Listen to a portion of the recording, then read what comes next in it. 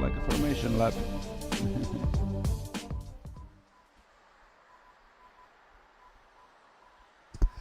So the rolling lap is underway, and you can see at the side of the circuit the green flags have been waved. The formation lap has started. 30 drivers going through the track. At least they will have an opportunity to remind them of the corners. Yes, and exactly. see the I think this is important. So this is the rolling lap. Because if you wake up a kid at 8 in the morning, put in a go-kart, he doesn't remember where to go. Well, if you wake me up at 8 o'clock in the morning like you have, I don't remember where to go either. But yeah. Yes, so they're now going out towards turn number 4. So this is turn 3. You're now looking at turn 4, this 180-degree right-hand hairpin, going down the Europa Plan straight, the longest straight here on the circuit, into turn number 5. Now look at all those tyre barriers at the exit of turn number 5. Now we're into the Button chicane, named after Jenson Button, a Formula One world champion who raced for the Genk-based GKS team back in early in his career. You can see the original Genk kart circuit just below there, the bottom of the screen. They're now coming up into turn 7, which is the 180-degree left-hander. They come out of that into the short chute. You can see the spectators under their umbrellas in the clubhouse area. And they come out of Clubhouse Bends. They're now going through turn number 9, which is directly below our commentary position here, before they sweep down into the final real corner, turn 10. Lots of overtaking opportunities there. And then slowly out of turn 11. This is going to be a standing start, but the drivers all have a lap under their belts. And I have to say that that is a very well-behaved rolling lap. And now they come into their grid slots. One another already on the start. Yes. I have to say, well done to the juniors. We're looking across, so our commentary position is directly opposite the start-finish line. The formation looks good, and I think, Gertz, you hosted the e-kart cup for Sodi Kart earlier this year. It's only right and fitting that you get this event underway. And we are almost ready. The 30 drivers are back from a formation lap and on their starting positions. Kids category, the first race, first heat in Sodi World Series International Finals. Green flag is out. We are waiting for the start, and we go. The first race has started. Lukáš and Piatek are side by side approaching first corner. Lukáš on the inside, Piatek from the out, and they are going in the first corner. There is already a fight for the third position. It manages Maximilian Sovic holding third, going wide through the first corner, but holding his third position. There is a fight for fourth with Peter Fabri and Ellis Cox, and now the next chicane, the leaders going smoothly through the first corners, but behind them there are a lot of crashes in the top 10. Yes, drivers spinning around, unavoidable there. The leaders come through turn number 3. The two front row drivers got away very cleanly. There is a problem with Max Piatek's transponder, the driver of kart number 6, not showing up on the timing screens, although he is out there on the circuit.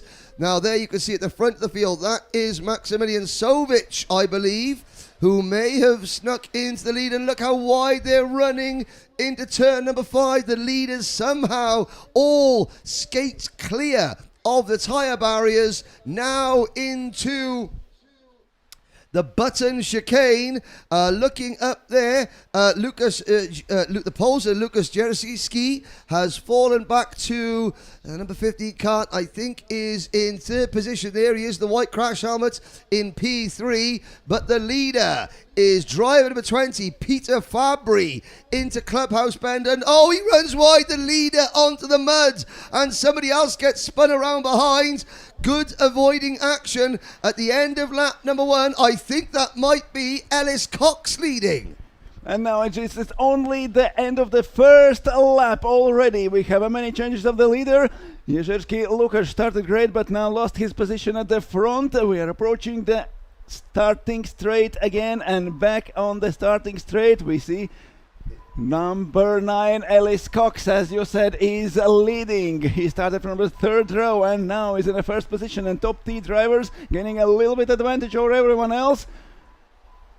Yes, indeed. Coming through turn number 2 now. The lead group, as you see, further back in the pack. Everybody now getting single file. Sadly, we have lost Kazuki Yamada.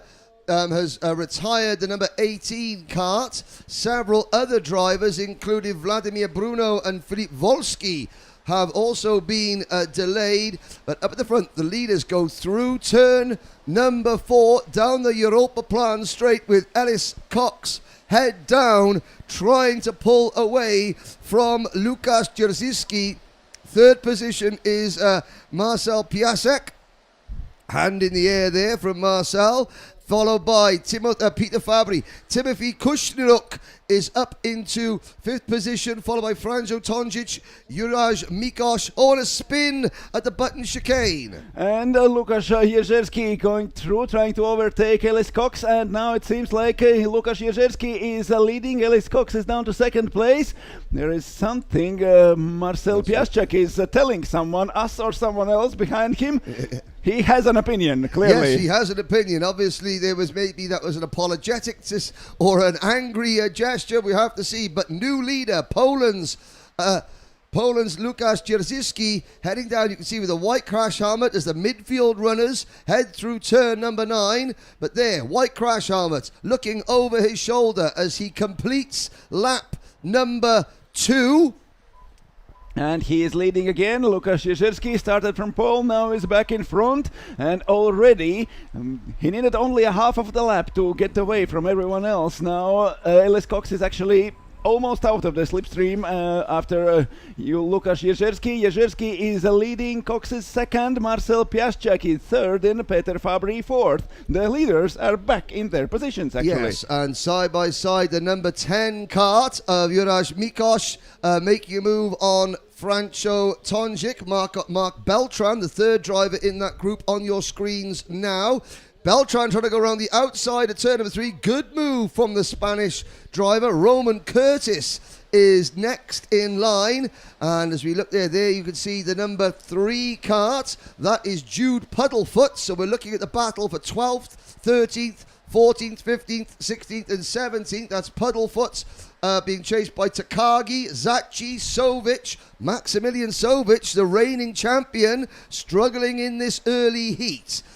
But I have to say, Gertz, I'm impressed of the kart control from these youngsters. And 3 wide through the button chicane as the drivers try to figure out what's the best wet racing line. That's also was a problem for Ellis Cox. He took the lead in the first lap, but yes, he has no idea where is the grip and where isn't. And Lukasz Jerzewski followed him closely, so where he can take his opportunity. Now he is leading and pulling away. Yes, sometimes it is better to follow than to lead, as you said, because at least now Ellis Cox can see where the grip is and where he can maybe brake a little bit later. But as they cross the line to complete lap number 3, start lap number 4 with 4 minutes and 15 seconds plus a lap to go, it's Dzierżycki stretching his lead to about 6 or 7 kart lengths. Watching the rest of the field, some of the tail enders cross the line. Marcel Piasek takes the new fastest lap, 1 minute 48.350. You can see the ticker on the scoring pylon on the left-hand side of your screen, the running order further on the bottom part of the screen. Oh, and the number 23 kart there, that's Alessio Zacchi.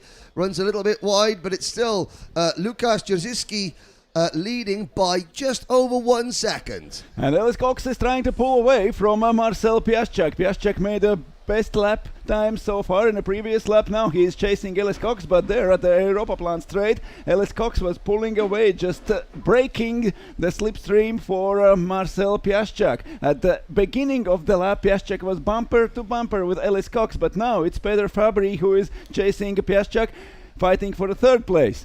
Vladimir Bruno has just set a new fastest lap.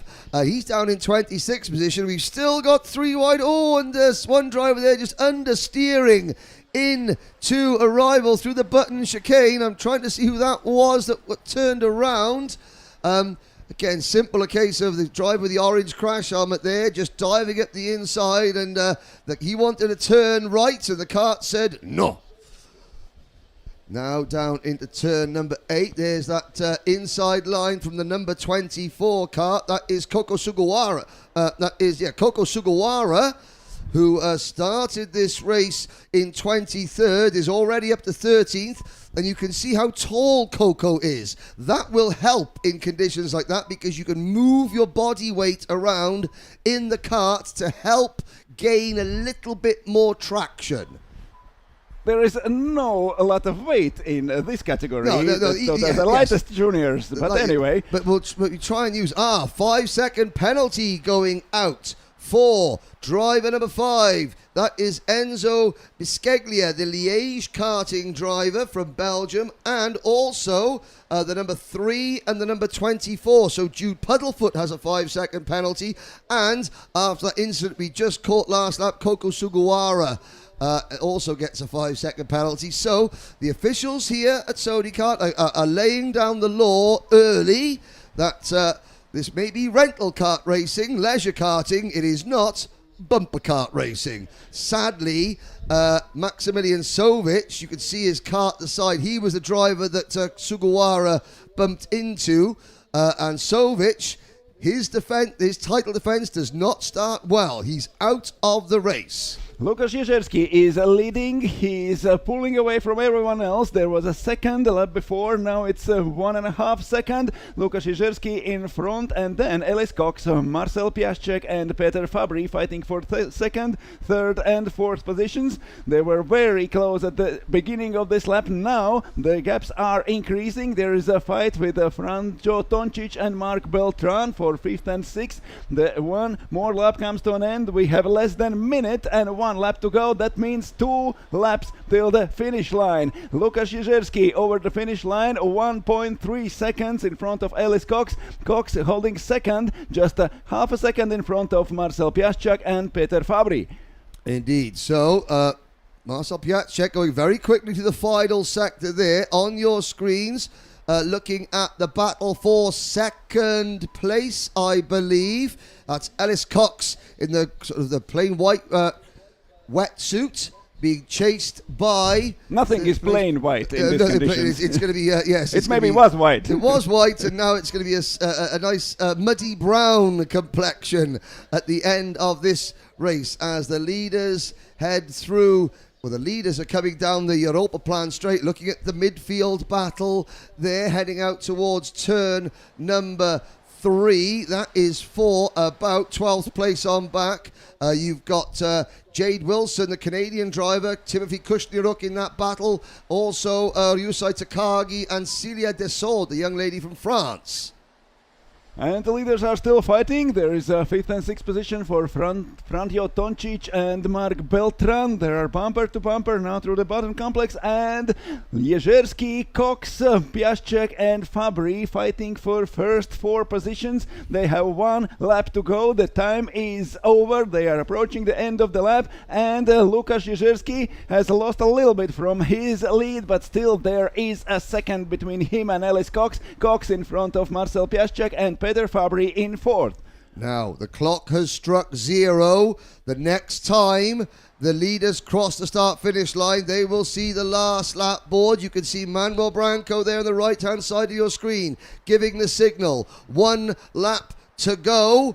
Less than second between leaders. Ellis Cox is closing the gap to Lukasz Jerzewski, but this is the last lap of this race, and there is still 0.9 seconds between Jerzewski and Cox. Piaszczak and Fabry chasing them in the 3rd and 4th positions.